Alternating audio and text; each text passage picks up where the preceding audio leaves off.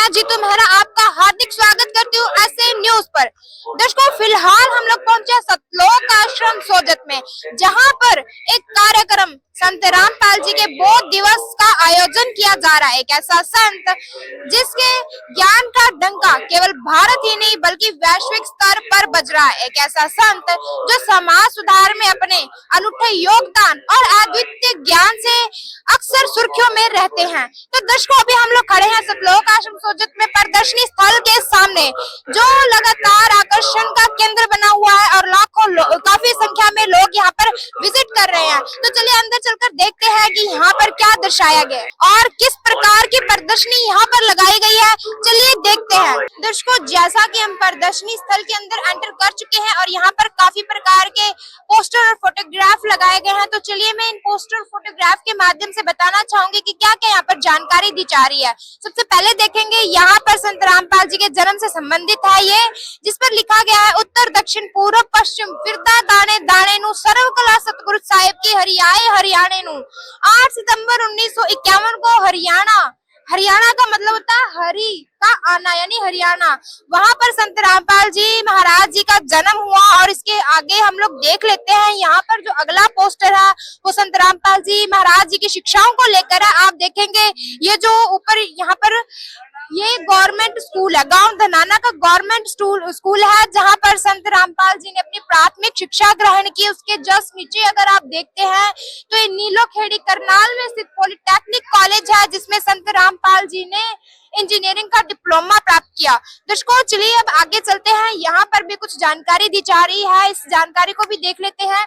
आप देखेंगे इस और यहाँ पर कुछ कट ऑफ लगाए गए हैं। यहाँ पर संत रामपाल जी जो बैठे हुए हैं नीचे, और ऊपर आप देखेंगे स्वामी रामदेवानंद जी, इनके गुरुदेव हैं ये, इन्होंने नाम दीक्षा प्राप्त की। संत रामपाल जी महाराज जी ने 17 फरवरी 1988 को उन्होंने नाम दीक्षा प्राप्त की। उसकी जानकारी यहाँ पर दी जा रही है। और इसके जस्ट आगे थोड़ा सा आप मेरे पीछे देखेंगे, यहाँ पर संत रामपाल जी महाराज जी का जो आध्यात्मिक सफर है उसको दर्शाया गया है। आप ये तमाम फोटोग्राफ्स देखें, यहाँ पर बताया जा रहा है किस प्रकार से संत रामपाल जी महाराज जी गांव-गांव, घर-घर और नगर-नगर में जाकर पाठ किया करते थे, अपने सत्संग प्रवचनों को जन-जन तक पहुंचा रहे थे।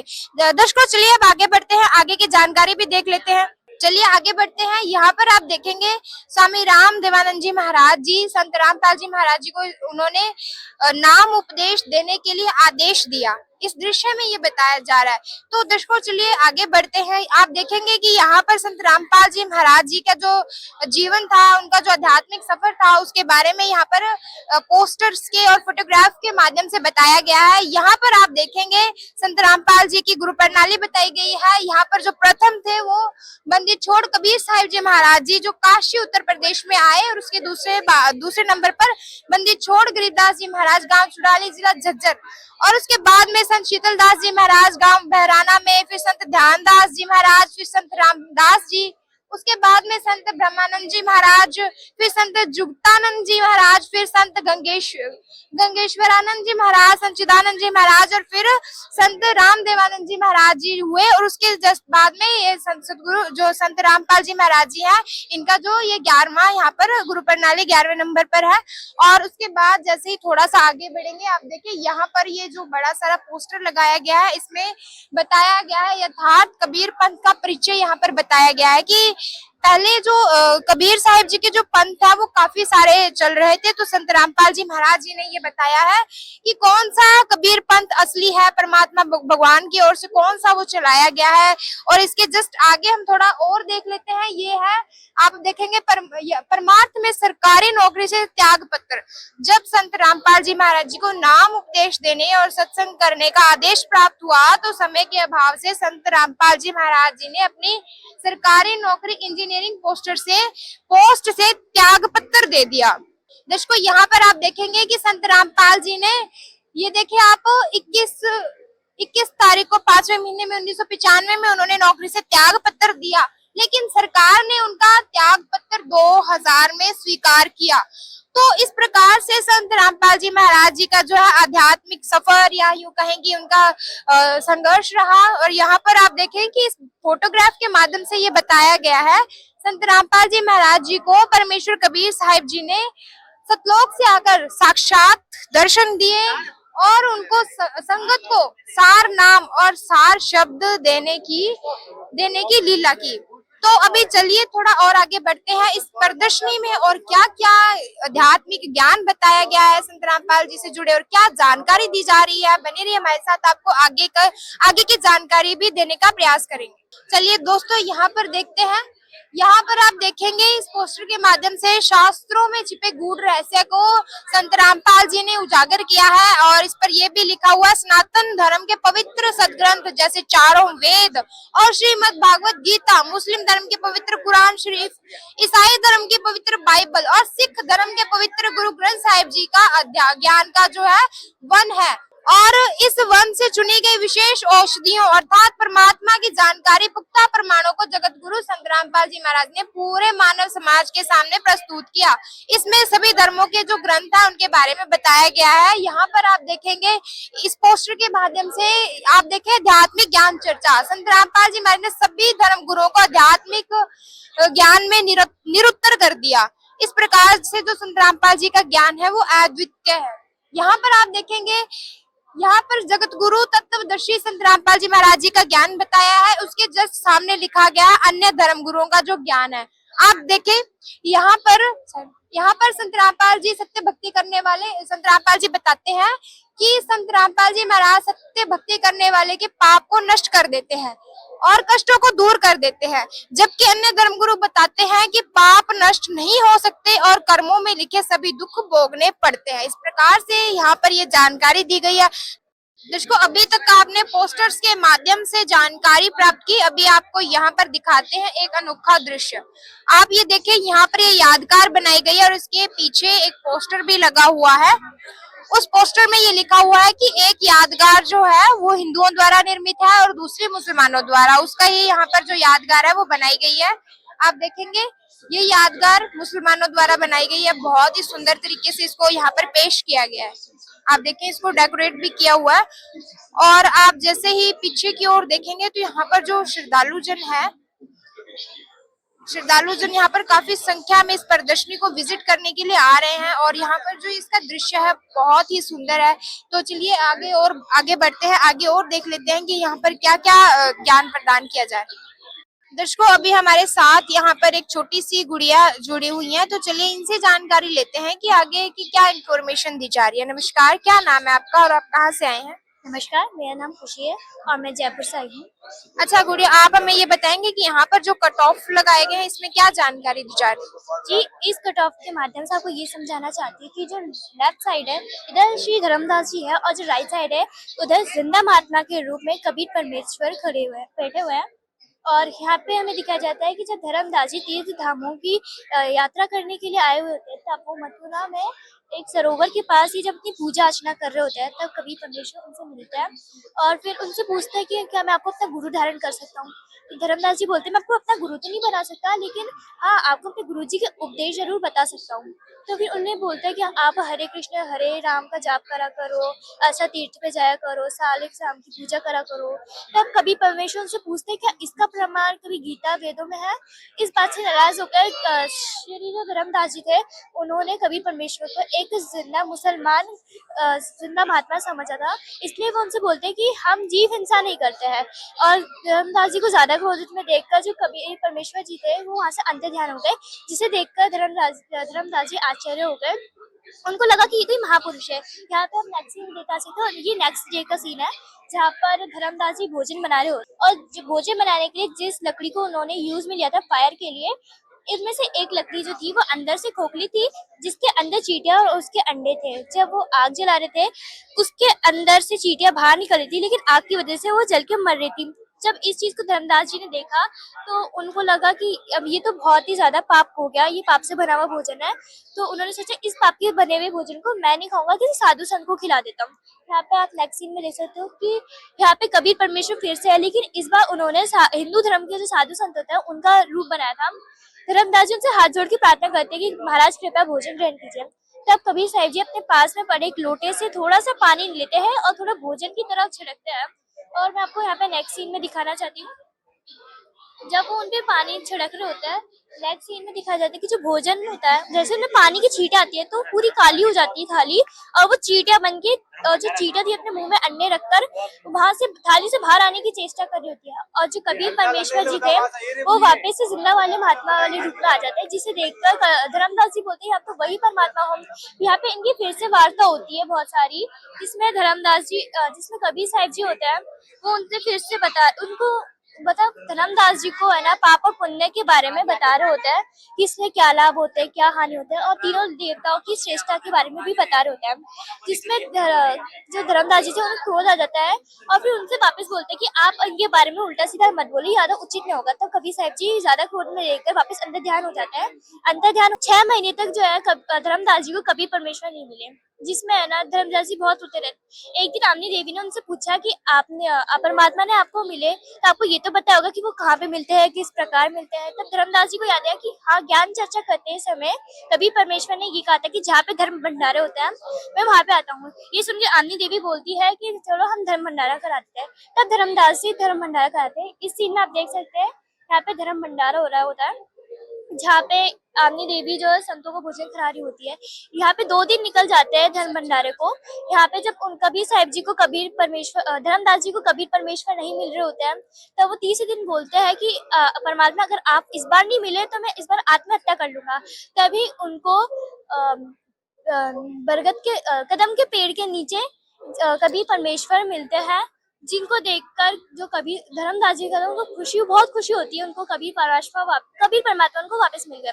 यहाँ पे इस सीन में दिखाया जाता है जो अच्छा गुड़िया, यहाँ पर जो धर्मदास जी हैं वो भंडारा करवाते हैं। कबीर साहिब जी ने उनको बोला था कि मैं धार्मिक भंडारों में मिलता हूँ, तो भंडारा करवाने के तीसरे दिन उनको कबीर जी मिलते हैं। यही कहना चाहोगे आप? आगे की जानकारी दीजिए। तीसरे दिन जब उनको मिलते हैं तो वो धर्मदास जी परमात्मा के पास भागकर जाते हैं और उनसे अपने घर चलने का आग्रह करने लगते हैं, जिसके बाद कबीर साहिब जी मान जाते हैं। और यहाँ पे आपको नेक्स्ट सीन में भी हम दिखाना चाहते हैं। नेक्स्ट सीन में हमें दिखाया जाता है कि जो कबीर परमात्मा थे वो धर्मदास जी के घर पे बैठे होते हैं। यहाँ पे आमनी देवी और धर्मदास जी उनसे संपूर्ण सृष्टि रचना, संपूर्ण ज्ञान समझ रहे होते हैं और उनसे गुरु दीक्षा भी लेते हैं। धर्मदास जी उनसे आग्रह करते हैं कि परमात्मा मुझे सतलोक दिखाओ, एक बार सतलोक के दर्शन करा दो। कबीर साहिब जी पहले बोलते हैं कि अभी रुक जाओ, जब आप भक्ति करके जाओगे तब आप सतलोक में ही जाओगे। जिसमें वो उन्हें बोलते हैं कि आप मेरे को अभी दिखा दो ना। ज्यादा जिद करने पर वो उनको मान जाते हैं कबीर परमात्मा और धर्मदास जी को सतलोक में लेके आते हैं। यहाँ पे जो नेक्स्ट व्यू है, यहाँ पे हमें इसका दिखाया जाता है। यहाँ पे हमें दिखाया जाता है कि जो कबीर परमात्मा थे वो उनको धर्मदास जी को सतलोक में लेके आए होते हैं। धर्मदास जी देखते हैं कि जो तेजो में परमात्मा है जो कि सिंहासन में बैठे हैं और जो नीचे से गए थे जिंदा महात्मा वाले रूप में, वो उनपे चवर कर रहे होते हैं। इस दृश्य को देख के उन्हें ऐसा लगता है कि जैसे जो कबीर परमात्मा है, जो जिंदा महात्मा है, वो यहाँ के सेवक है और जो परमात्मा है वो सिंहासन पे बैठे हैं। वो इतना सोच ही रहे होते हैं। आप नेक्स्ट सीन में देख सकते हो, जब वो इतना सोच ही रहे होते हैं तभी तेजो में परमात्मा खड़े होते हैं और जो जिंदा महात्मा वाले परमात्मा होते हैं ना, वो सिंहासन में बैठ जाते हैं और जो तेजो में परमात्मा होता है वो उनपे चवर करने लगता है। इस दृश्य को देख के वो हैरान हो जाते हैं। उनको ऐसा लगता है कि ये जिंदा महात्मा है कौन जिसमें परमेश्वर चवर कर रहे हैं। यहाँ पे आपको नेक्स्ट सीन में दिखाया जाता है। ये नेक्स्ट सीन में हमें दिखाया जाता है कि जो कबीर परमात्मा है जो जिंदा महात्मा वाले रूप में है, वो सिंहासन में बैठे होते हैं और जो तेज में परमात्मा है वो एक प्रकाश बनकर उनके अंदर समा जाता है और जो इनका शरीर है उतना ही तेजो में हो जाता है जितना पहले सिंहासन पे बैठे परमात्मा को होता है। और जो चवर था वो अपना भी होने लगता है। इसे देख के धर्मदास जी हैरान हो जाते हैं। उनको समझ में आ जाता है कि यही पूर्ण परमात्मा है। और जब वो पृथ्वी पर, और यहाँ पे इनकी फिर से ज्ञान चर्चा होती है जिसमें कबीर साहिब जी ने बताते हैं कि मैं काशी में रहता हूँ, जुलाहे बस्ती में, और मैं कपड़ा बुनने का कार्य करता हूँ। ये सुनकर जब धर्मदास जी वापस पृथ्वी में आते हैं, आमनी देवी को बताते हैं कि वही पूर्ण परमात्मा है। और फिर नेक्स्ट क्या वो है ना कबीर साहिब जी से मिलने के लिए आ रहे होते हैं उनकी झोपड़ी में। यहाँ पे वो उनको कपड़ा बुनते हुए देखते हुए बहुत हैरान हो जाते हैं, क्योंकि जो असंख्य ब्रह्मांडों का पालन पोषण करतर हार है, वो एक कपड़ा बुनने का कार्य कर रहा है। ये देखकर उनसे आंसू निकल जाते हैं। वो उनसे तत्व ज्ञान सुनते हैं और उनसे सारनाम प्राप्ति लेते हैं। और यहाँ पे हमें दिखाया जाता है नेक्स्ट सीन में, जो नेक्स्ट सीन है यहाँ पे हमें दिखाया जाता है कि यहाँ पे कबीर साहिब जी वाणियों को बहुत सारी वाणियां बोल रहे होते हैं और जो धर्मदास जी होते हैं वो उन्हें लिपिबद्ध कर रहे होते हैं। और जो उनके द्वारा लिपिबद्ध जो वाणियां हैं उसे वर्तमान समय में कबीर सागर कहा जाता है। और जो वाणियाँ इसमें जो बोली गई थी वो कबीर सागर में मिलती है वर्तमान समय में। इस पूरे इसमें यही बताया तो तो इस पूरे में यही बताया गया था कि जो कबीर परमेश्वर जी थे उन्हें धर्मदास जी को कबीर परमेश्वर कैसे मिले और जो उनके द्वारा जो ये लिपि व जो वाणियाँ थी इससे कबीर सागर की रचना हुई है। धन्यवाद। धन्यवाद। तो दर्शकों अभी आपने देखा कि किस प्रकार से यहाँ पर कट ऑफ के माध्यम से ज्ञान दिया जा रहा है, कैसे यहाँ पर धर्मदास जी को कबीर जी मिले, उनको कैसे नाम दिया, कैसे उनको सतलोक लेकर गए और किस प्रकार से उन्होंने ग्रंथ की रचना की। चलिए आगे चलते हैं, आगे और देखते हैं। तो दर्शकों अभी हमने जो प्रदर्शनी है उसको देखा और उसमें किस प्रकार का ज्ञान है उसको हमने जानने की कोशिश की। इसी बीच में हमारे साथ यहाँ पर प्रदर्शनी के सेवादार जुड़े हैं, तो चलिए कुछ जानकारी इनसे भी ले लेते हैं। नमस्कार सर, क्या नाम है? पूर्णदास। सर हम आपसे ये जानना चाहेंगे इस प्रदर्शनी में ये जो यहाँ पर शास्त्र रखे हुए ये किस किस प्रकार के शास्त्र हैं? जो चारों वेद है, 6 शास्त्र, 18 पुराण, जो सब यहाँ पे लगाए गए हैं। जो भी भगत और जगत आते हैं तो उनको जो संत रामपाल जी महाराज ज्ञान प्रचार कर रहे हैं, जो सच्चा ज्ञान है जो हमारे शास्त्रों में वेदों में है, उस ज्ञान को ज्यादा से ज्यादा फैलाने के लिए यहाँ पर वेद शास्त्र और पुराण रखे गए हैं, जिससे ज्यादा से ज्यादा इनको पढ़े और जो सत भक्ति है उसको करें, शास्त्र अनुकूल भक्ति कर सके। यही मकसद है संत रामपाल जी महाराज का प्रदर्शनी लगाने का यहाँ पे। अच्छा सर, मेरा आपसे आखिरी सवाल है कि जो पढ़े लिखे लोग हैं उनके लिए यहाँ पर शास्त्र लगाए गए, तो जो लोग अनपढ़ हैं उनके लिए यहाँ पर किस प्रकार की व्यवस्था की गई? पढ़े लिखे लोगों के लिए तो बुकें हैं, सोशल मीडिया है, मोबाइल है, लेकिन जो अनपढ़ लोग हैं जो किताबें या मोबाइल के अंदर नहीं पढ़ सकते, उनके लिए आप सामने देख सकते हैं संत रामपाल जी महाराज ने ऐसी जो कटअप लगाए हुए हैं चित्र के माध्यम से। उनको यहाँ पर जो सेवादार होते हैं वो संत रामपाल जी महाराज के आदेश अनुसार उनको समझाते हैं। जैसे चित्र यहाँ पर दिखाए गए हैं तो जो कम पढ़े लिखे लोग हैं उनको उन कटअप के माध्यम से समझाया जाता है कि परमात्मा ने ऐसे आके लीला की।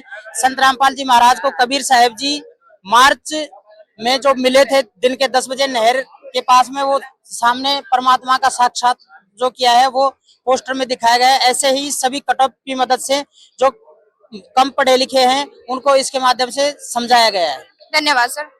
सच है।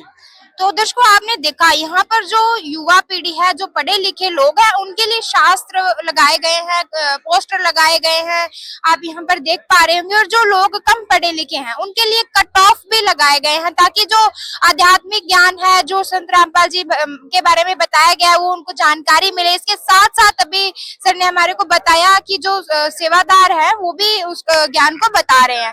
तो दर्शकों भी आपने देखा कि यहाँ पर जो बताया जा रहा है, जिस प्रकार से पोस्टर लगाए गए, ये बहुत ही एक अनोखा तरीका है। नमस्कार सर। नमस्कार जी। क्या नाम है आपका? समुद्र दास नाम है। सर आपसे जानना चाहेंगे कि आपको प्रदर्शनी विजिट करके कैसा लगा?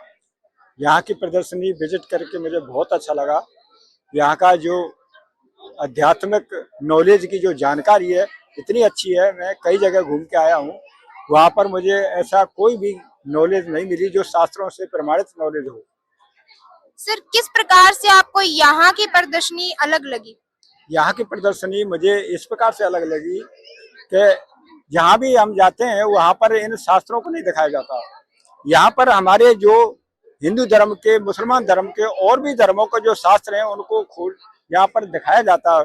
उनके पृष्ठ पेज नंबरों में वो परमेश्वर की जानकारी बताई जाती है कि वो कैसा है, कहाँ रहता है, किसने देखा है, ये सारी जानकारी यहाँ की प्रदर्शनी में बताई जाती है। धन्यवाद सर। धन्यवाद।